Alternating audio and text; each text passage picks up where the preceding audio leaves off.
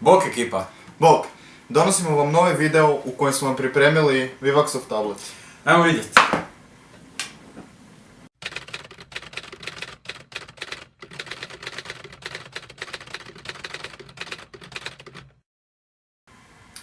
Ovaj tablet je poseban jer radi na dva sustava, to jest možete birati između Androida i Windowsa. Nego Luka, ajde njega otvori da mi vidimo to. Čak ja.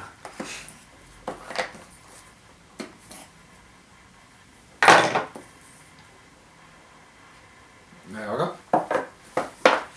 Znači imamo tablet, Stavit ćemo ga po strani da vidimo što dolazi uz njega. standardno. Znači, obični zidni adapter, micro USB, korisnička uputstva. To je Sa strane. Kaj se tiče pakiranja. Da. Wow.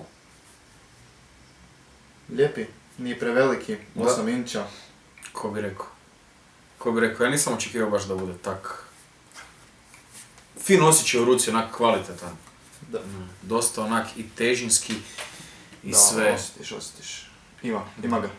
Ali nije preteško. Da, nego očekuješ 8-inčni tablet. I to on i je. Ali u stvari... Možda po meni i više od očekivanog. Sa samo mogućnosti... Da.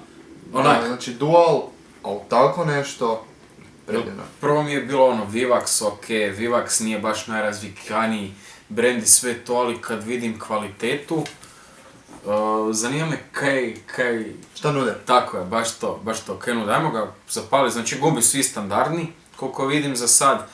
Kamera iza, kamera napred, dva zvučnika. Možda nije sve standardno, nije standardan HDMI koji znači ima ulaz. A dobro, ok. Dodatno još ima mini HDMI ulaz. Ajmo ga upalit, da vidimo šta kaže. Vivax, Intel, da, unutra Intelov procesor, koji saznaćete u idućem videu. Da. Evo ga. To je to. Trenutno je na Androidu. Trenutno na Androidu, da.